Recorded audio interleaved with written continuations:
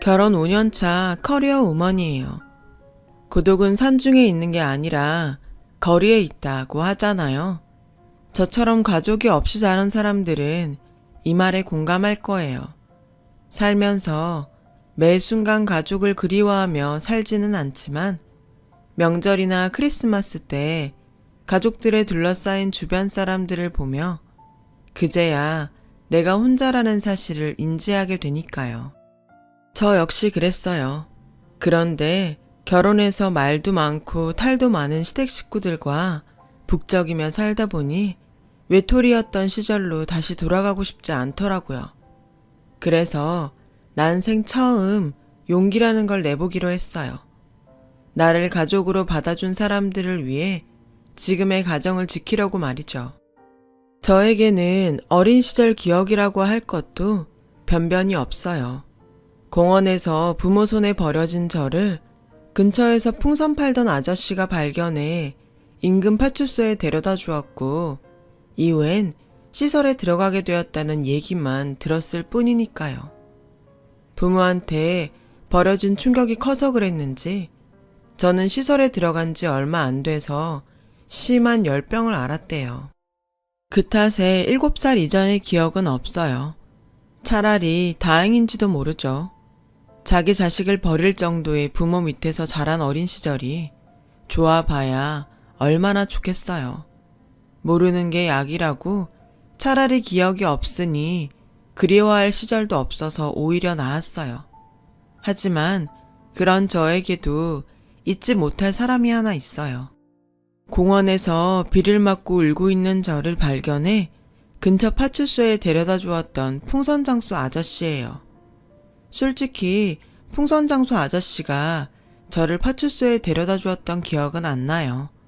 다만 제가 시설에서 지내는 동안 풍선장수 아저씨가 종종 찾아와서 그때의 일을 들려줘서 알게 된 거죠. 니한테는 아픈 기억일란가 몰라도 그래도 알아야 하지 않겠냐? 운 좋으면 너그 부모를 찾을 단서를 찾을란가도 모르고 말이여. 너만한 자식을 기르는 입장으로다가 나아가 볼 적엔 너그 부모가 널 버린 것은 아닌 것 같아. 암만 너그 부모도 뭔가 사정이 있었겠지. 안 그냐?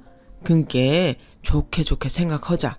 모르긴 해도 너그 부모도 시방 전국 팔도를 돔시롱 너 찾느라고 눈알이 빠질 것인께.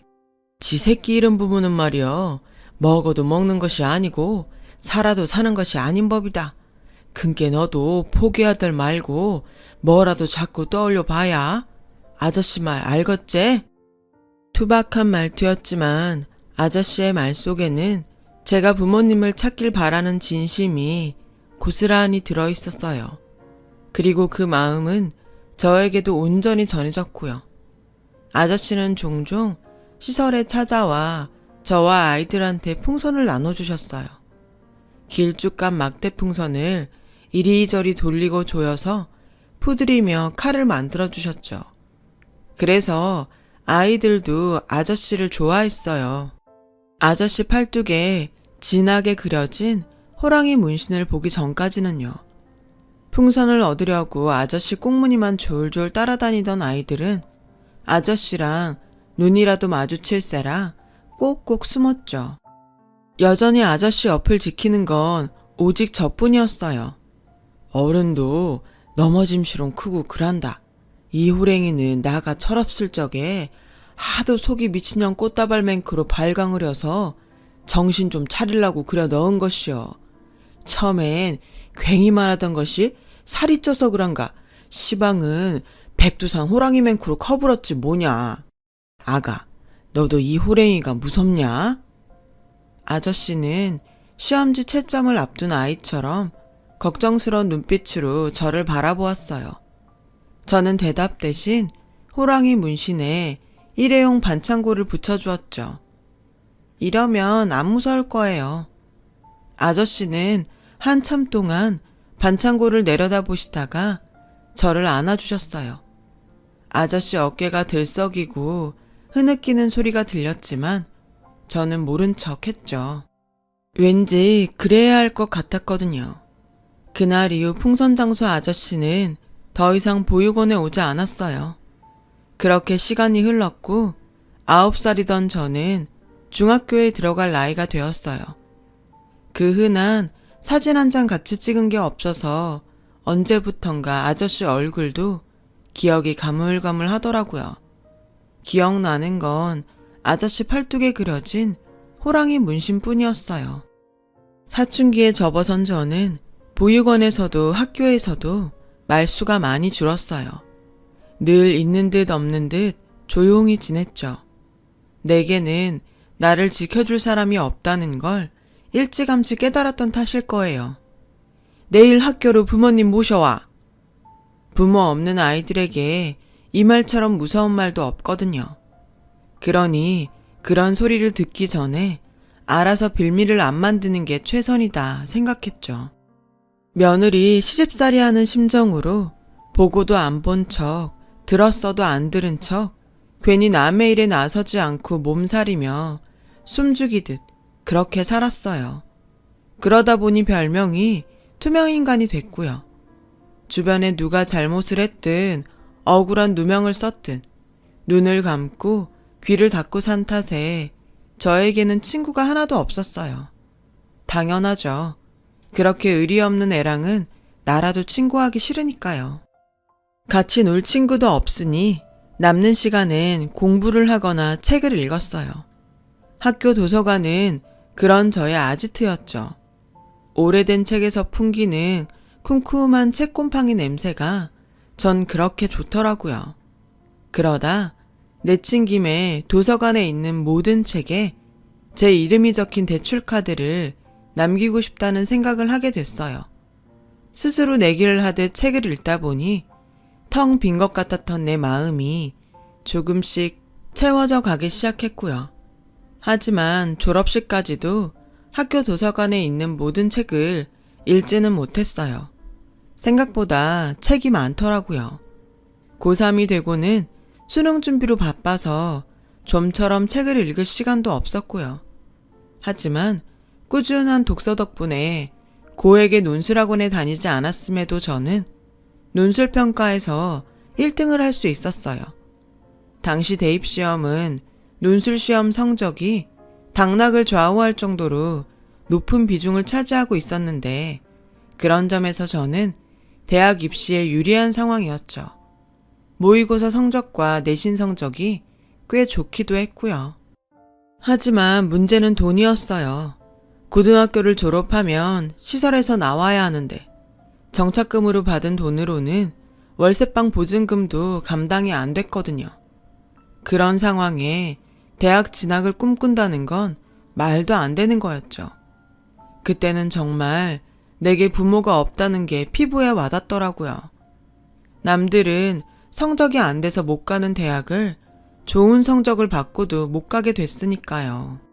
그땐 이따위 인생 될 대로 되라는 심정이었어요.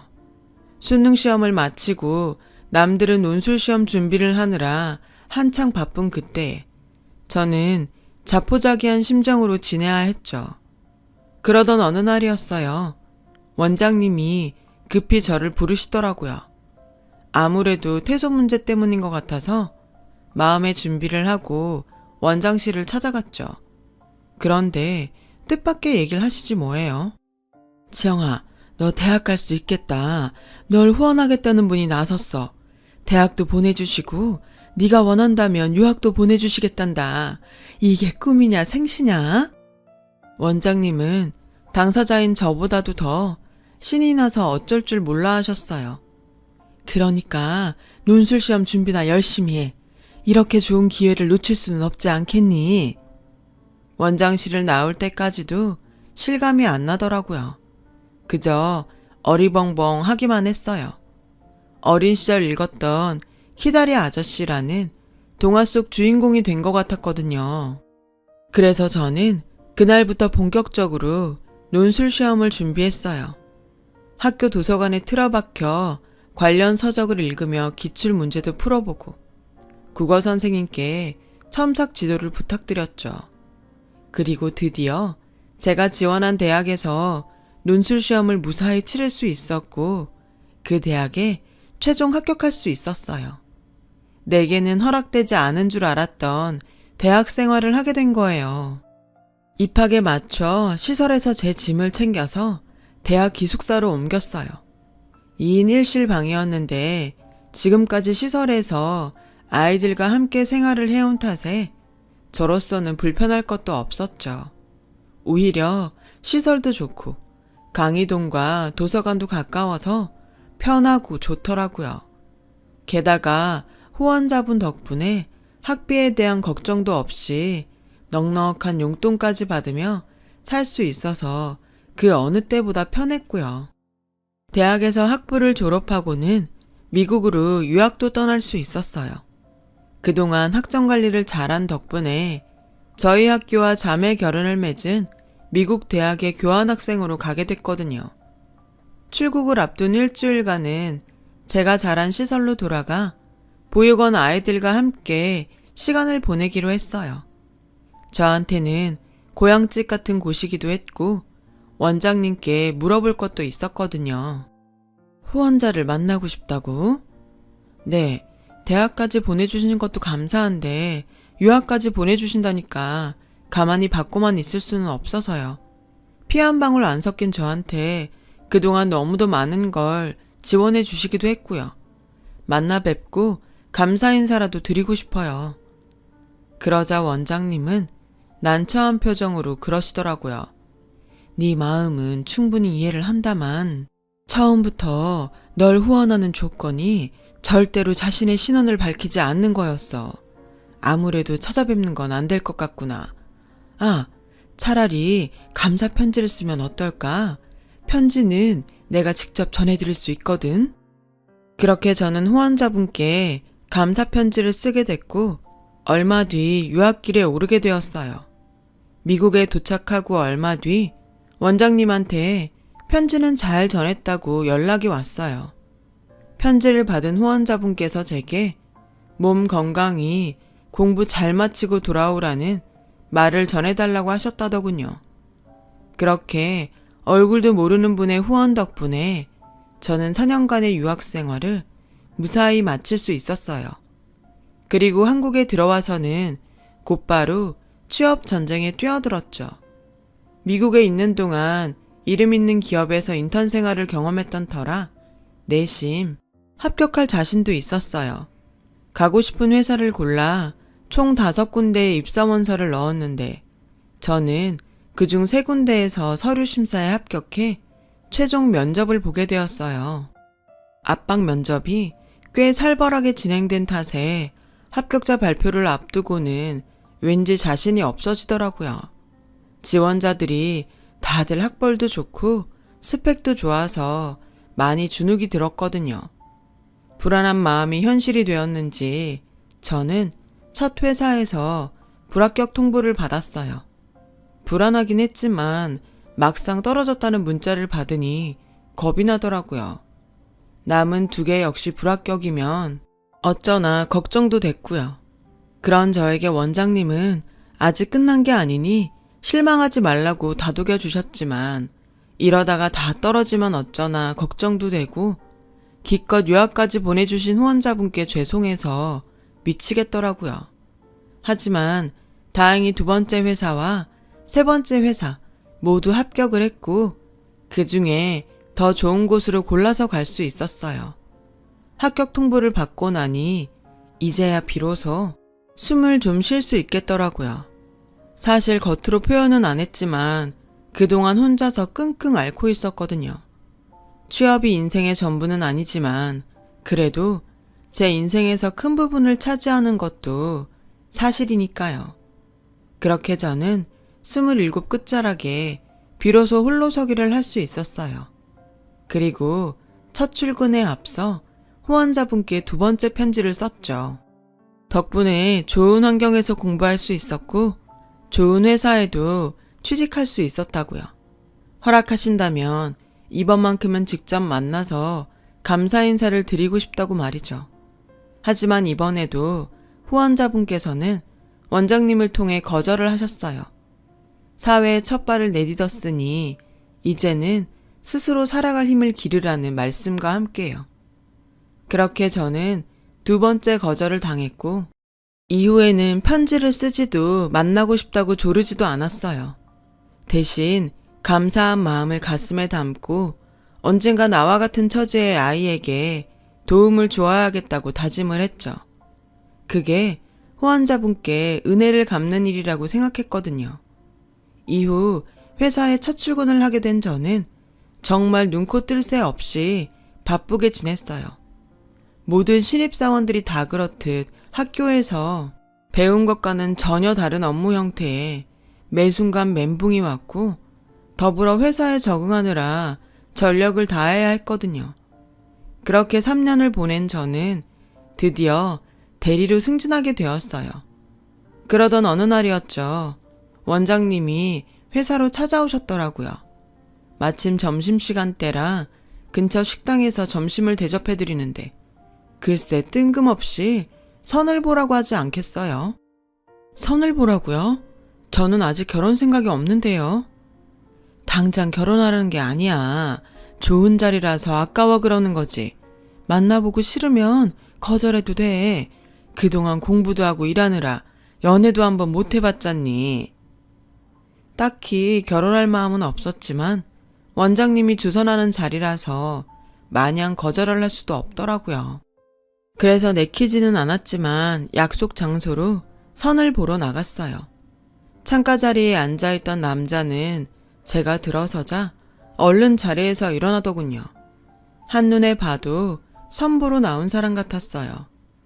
그저 얼굴만 비춘다 생각하고 나간 저와는 달리 남자는 꽤 진지한 자세였어요. 여자를 대하는 게 능숙한 건 아니었지만 상대를 섬세하게 배려하는 느낌이었죠. 사람을 참 편하게 해주더라고요. 덕분에 얘기를 나누기 편했어요. 물론 원장님과 상대편 부모의 배려로 당사자 둘만 만난 자리라서 더 그랬는지 모르겠지만요. 알고 보니 저와는 대학 동문이더라고요. 컴퓨터 공학과를 졸업하고 현재는 프로그래머로 일하고 있다고 했어요. 어릴 때 부모님이 맞벌이를 하셔서 주로 혼자 지내는 시간이 많았어요. 그래서 컴퓨터를 끼고 살았죠. 빈집에서 친구랑 노는 것처럼요. 아버지께선 도대체 커서 뭐가 되려고 그러냐고 많이 혼내셨는데 덕분에 이렇게 진로도 찾고 돈도 벌고 살아요. 지영 씨는 뭐 좋아해요? 책 읽는 거요. 제가 친구가 없거든요. 어릴 때부터 혼자 도서관에서 책 읽는 게 제일 편하고 좋았어요. 그게 습관처럼 돼서 지금도 쉬는 날엔 집 근처 공공도서관을 찾곤 하고요. 그럼 이제부터는 우리 둘이 만나서 놀면 되겠네요. 컴퓨터랑 책 대신 우리끼리 친구예요. 맞선남의 느닷없는 제안에 머뭇거리긴 했지만 싫지 않더라고요. 30이 넘어서야 친구를 사귀게 되다니 기분이 묘했죠. 그 주 토요일 그렇게 우리는 자연스러운 애프터 만남을 가졌어요. 결혼을 전제로 상대를 탐색하려고 만나는 게 아니라 놀려고 만나는 거라 생각하니 왠지 마음도 가볍고 설렜죠. 우린 편한 차림으로 문래동 예술촌에 들러 폐공장에서 하는 미디어 아트 전시를 봤어요. 기억이라는 제목으로 열린 그 전시는 예술과 기술이 접목된 작품들로 꽤 다양한 방식으로 인간의 보편적 감성과 추억을 표현하고 있었어요. 그중 제 눈을 사로잡은 건 풍선이었죠. 풍선을 놓친 아이가 하늘로 올라가는 빨간 풍선을 향해 손을 뻗고 있었어요. 까치발까지 하곤 간절하게 손을 뻗어보지만 결국 풍선은 저 멀리 날아가 버리고 말았죠. 구름 위에는 아이들이 놓친 풍선들이 색색가지로 쌓여 있었어요. 그 풍선들이 하나씩 터지면서 오래전 골목길과 학교 운동장, 딱지와 인형에 대한 추억이 담긴 영상이 펼쳐졌어요. 별것 아닌 그 영상 앞에서 저는 한참을 서 있었어요. 사라진 줄 알았던 7살 이전의 기억이 부분 떠올랐거든요. 엄마, 아빠, 그리고 우리 집의 모습이요. 저는 아빠 손을 잡고 병원에 입원해 있는 엄마를 찾아가곤 했어요. 산소호흡기에 의지해 간신히 숨을 쉬던 엄마는 결국 돌아가셨고 아빠와 저는 장례식장에 놓인 엄마 영정 앞에서 울고 있었어요. 제가 아빠와 헤어진 그날은 엄마가 죽고 처음 맞는 어린이날이었죠. 술에 취해 쓰러져 있는 아빠를 흔들어 제가 놀이동산에 가자고 졸랐어요. 아빠는 그런 저를 휑한 눈으로 바라보다 제 손을 잡고 집을 나섰죠. 하지만 아빠와 제가 간 곳은 놀이동산이 아닌 한강공원이었어요. 저는 벤치에 앉아 음료수를 사러 간 아빠를 기다렸지만 아빠는 오지 않았고 갑자기 내린 비에 돗자리를 깔고 잔디밭에 앉아 놀던 가족 단위 사람들은 서둘러 자리를 떠나버렸죠.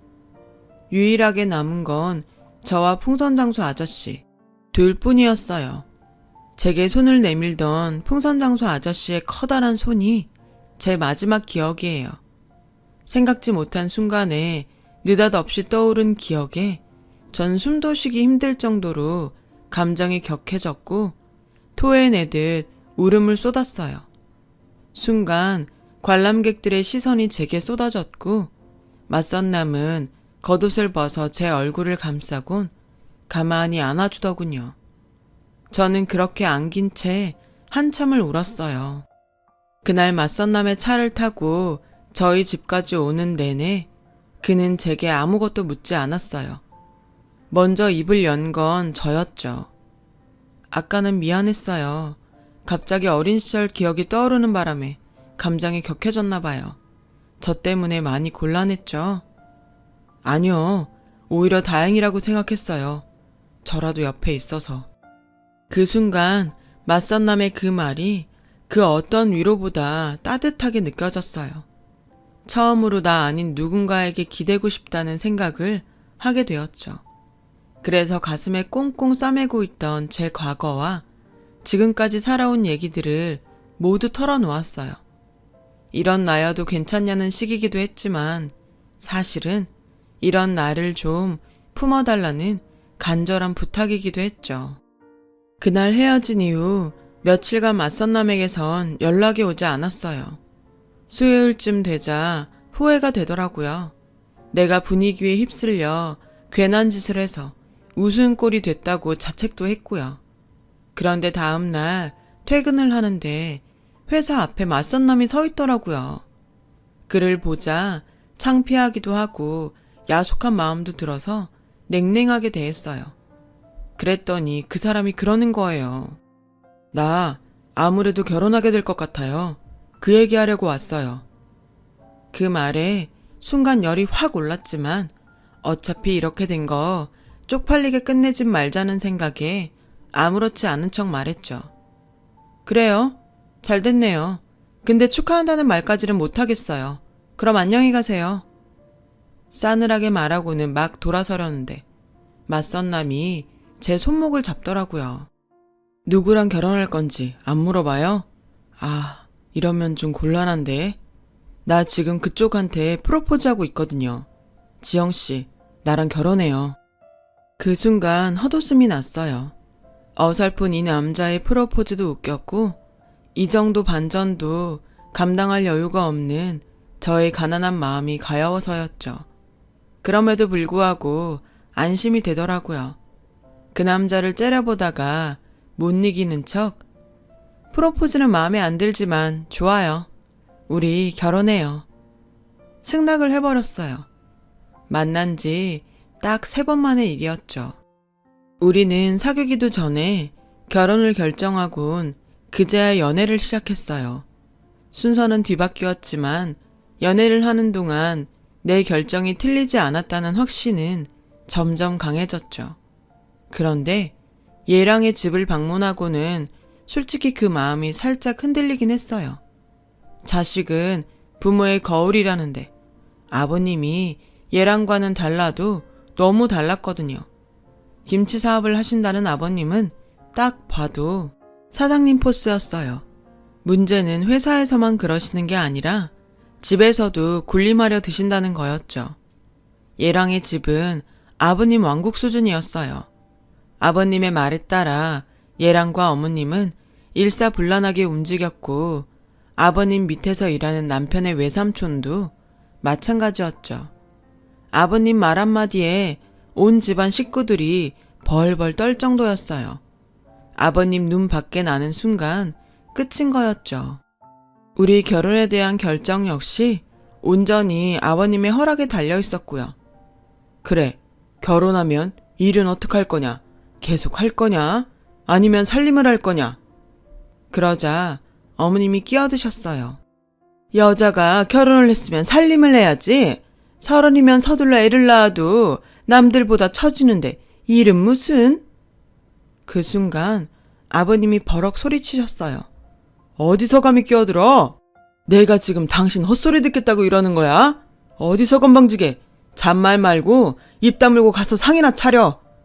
아가, 네가 직접 대답해봐라. 일은 어떻게 할 거냐?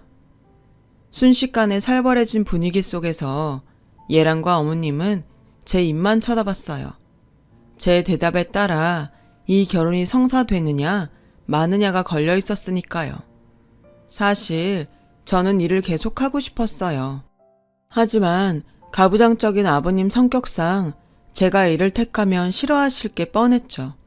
그렇다고 어렵게 들어간 회사를 포기하기도 그렇고 정말 그 짧은 순간에 많은 생각이 들더라고요. 저는 일을 계속하고 싶습니다. 지금까지 남의 도움으로 살았어요. 이제야 제 손으로 밥벌이를 하고 살게 되었는데 또 다시 남편 그늘에서 남편 도움으로 살고 싶지는 않아요. 그러기에는 그동안 들인 시간과 노력이 너무 아깝기도 하고요. 제 대답이 마음에 안 드실지는 모르지만 그렇다고 거짓말을 할 수는 없어요. 죄송합니다. 제 대답에 아버님은 입을 꾹 다문 채 저를 노려보셨어요. 그리고는 일순간 환하게 웃으며 그러셨죠. 합격! 당연히 일을 택해야지. 그동안 들인 돈이 얼마냐? 얘기 들어보니 유학도 갔다 왔다는데 돈이 한두 푼 들었겠냐? 그리고 여자건 남자건 능력이 되면 누구나 사회의 일꾼으로 제 몫을 다 하고 살아야지. 그렇고 말고 네 대답이 내 마음에 쏙 든다. 당장 결혼해. 시원하게 결제 서류에 도장을 받은 기분이었어요. 하지만 어머님은 못마땅한 눈치였어요. 그렇다고 아버님 앞에서 싫은 내색도 못 하시더라고요. 그날 아버님의 결혼 결정으로 우리는 바로 준비에 들어갔어요. 선본 지 반년도 안 된 시점이었죠. 하루는 어머님이 저를 집으로 불러 예단과 혼수 목록을 주시더군요. 다른 집들 같으면 친정 엄마가 보시고 준비를 해주시겠지만 그럴 엄마가 없는 저는 난감하기만 했어요. 게다가 목록에 적힌 물품들이 제가 준비할 수 있는 수준의 것이 아니라서 막막하기도 했고요.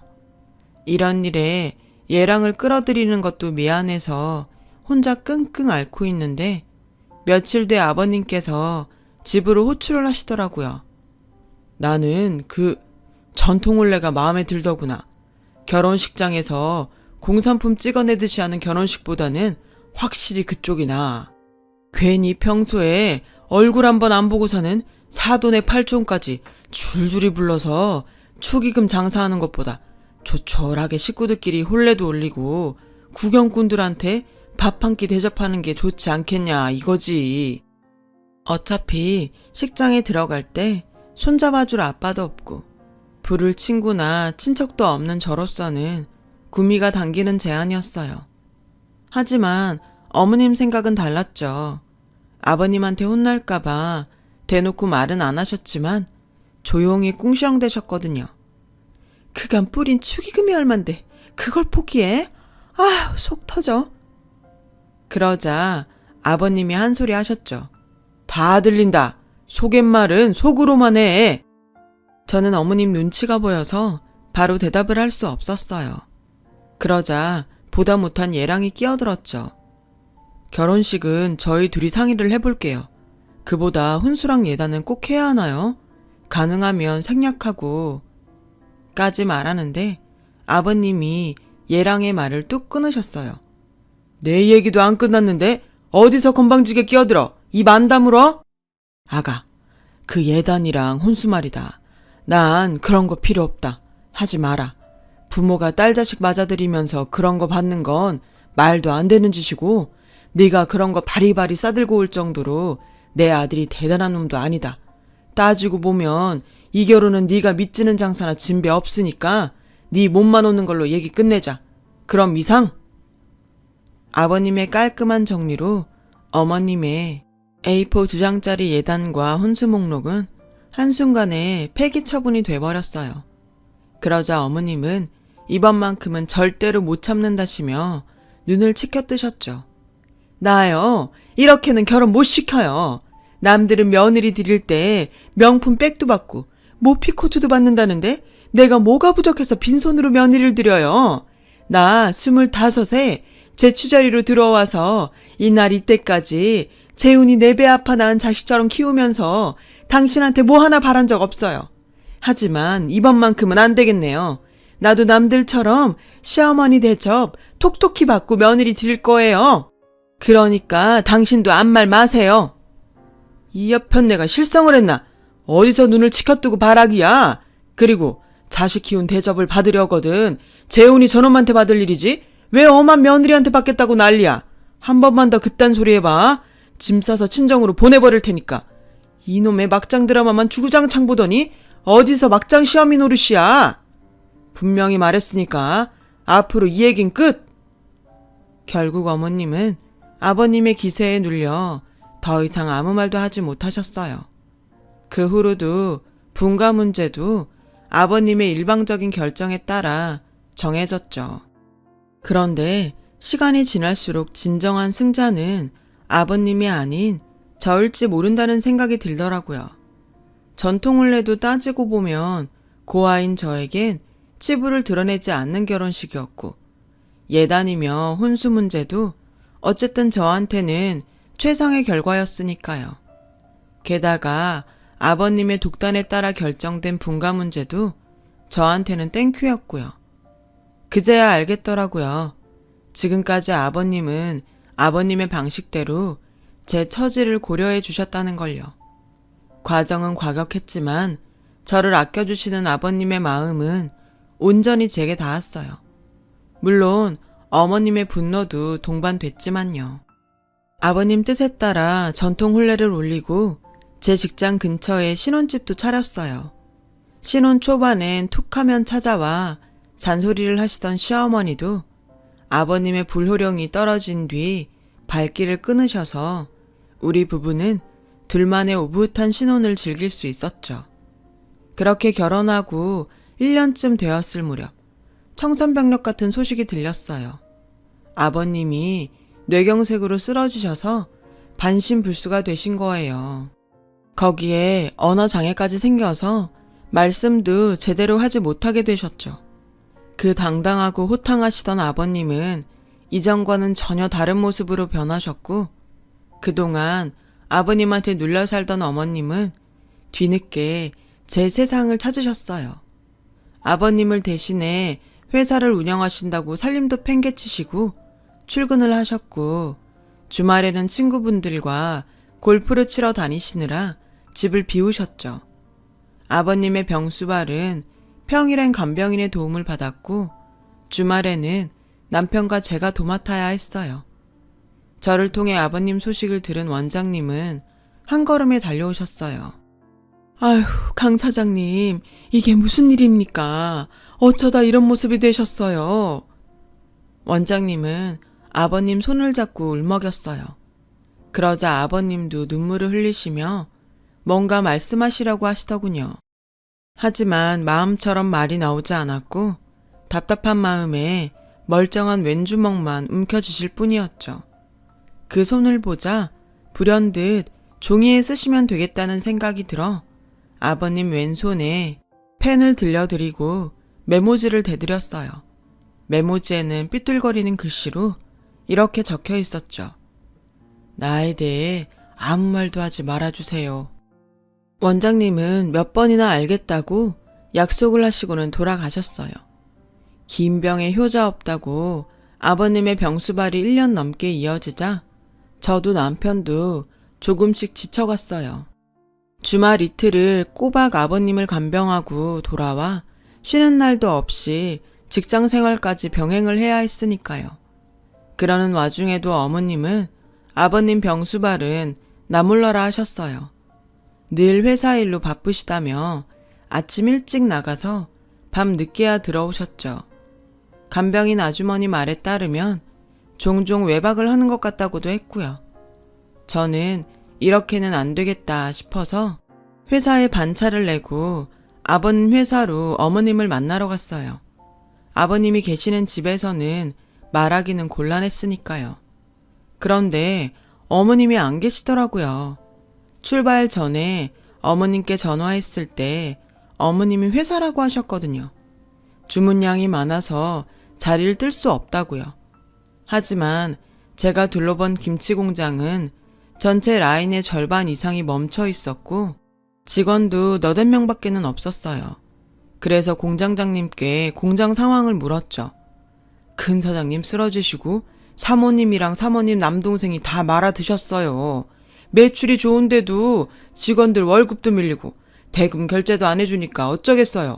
직원도 다 나가고 배추 대주던 농가도 다 떨어져 나가고 꼴랑 요 사람들만 남아서 쇼핑몰 주문만 받고 있는데 그나마도 얼마 못 갈 거예요. 큰 사장님 계실 땐 비싸도 고춧가루며 마늘 생강까지 다 국산으로 했는데 원가 아낀다고 사모님이 중국산으로 돌려버린 탓에 단골 다 떨어졌거든요. 벌써 몇 달째 회사에도 잘 안 나와요. 충격 그 자체였어요.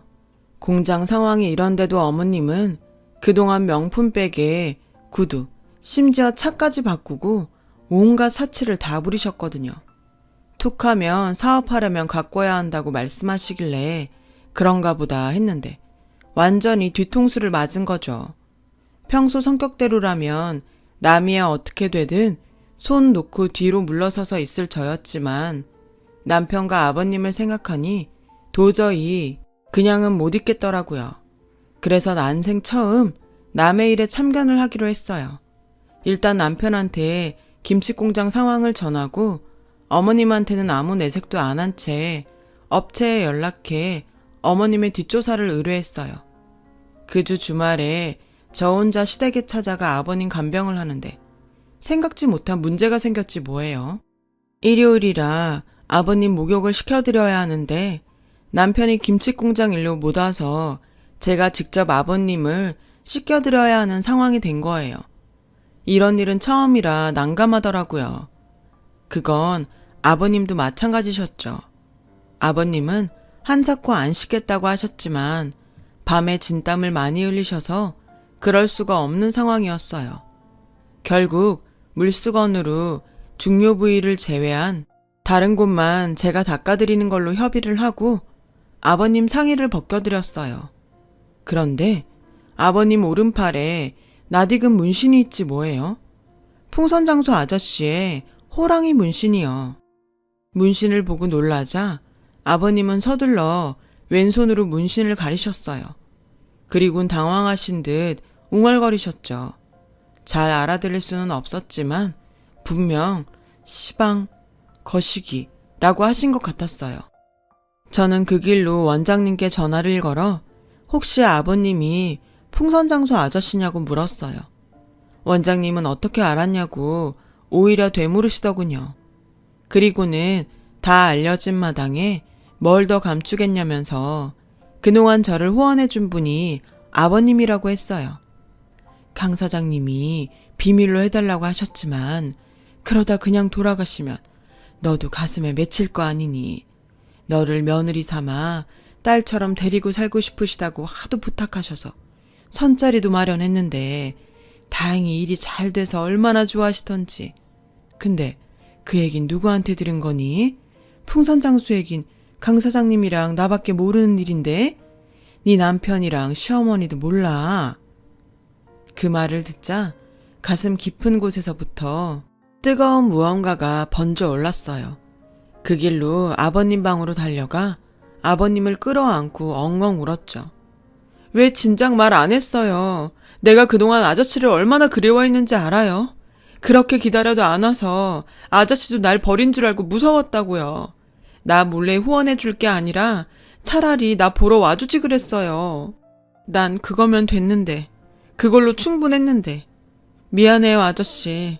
내가 아저씨를 알아보지 못해서 정말 미안해요. 아버님은 불편한 몸으로 제 머리를 쓰다듬어 주시며 눈물을 흘리셨어요. 오래전 저를 안아주시던 아저씨의 따뜻한 품 그대로였어요. 그리고 며칠 뒤 업체에서 연락이 왔어요. 어머님이 그동안 아버님 명의로 된 땅이며 은행 잔고, 회사 수입을 열심히도 친정으로 빼돌리고 있었더라고요. 게다가 현재 운전기사랑 딴 살림까지 차리고 계셨고요. 남편과 함께 변호사를 찾아가 소송을 의뢰하고 공장장님을 만나 공장을 어떻게 정리해야 할지 상의했어요. 공장장님은 저희가 공장을 운영할 생각이 없다면 자신이 한번 해보겠다고 하시더라고요. 당장 공장을 인수할 돈은 없으니 대신 공장 임대료로 매달 월세를 내겠다고요. 저희로서는 그게 최선인 것 같아서 그렇게 하기로 했어요. 그리고 얼마 뒤 어머님이 소장을 들고 저희 집으로 찾아오셨더라고요. 내언남이랑 사는 오피스텔로 소장이 전달된 모양이었어요. 어머님은 다짜고짜 제 머리채를 잡으며 고래고래 소리를 치셨어요. 하다하다? 시애미를 법정에 세워? 어디서 이런 게 들어와선 사람을 엿먹이고 지랄이야. 부모 없이 자란 고학년 주제에 감히 네가 나한테 이러고도 무사할 것 같아? 너 뒤봐주시던 시아버지도 뒷방 늙은이 된 마당에 누가 네 편 들어준다고 까불어.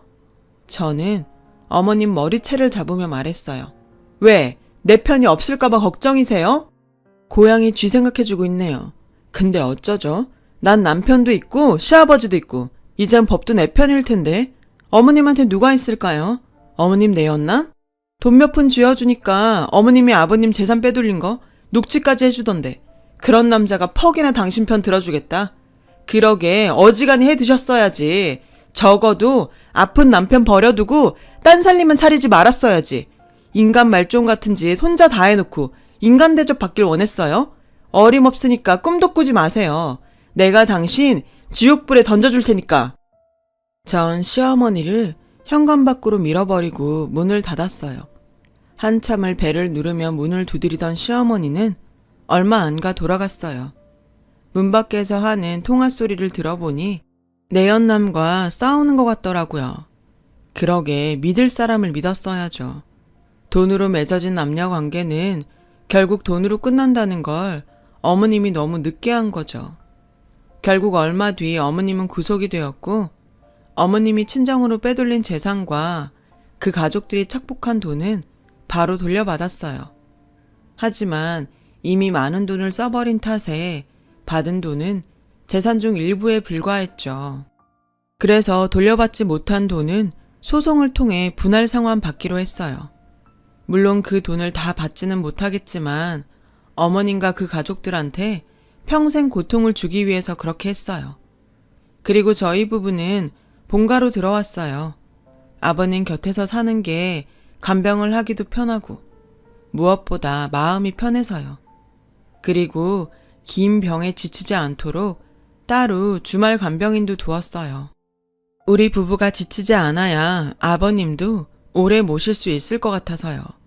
아버님이 메모로 지시한 사항이기도 했고요. 간병인 하나 더. 이렇게요.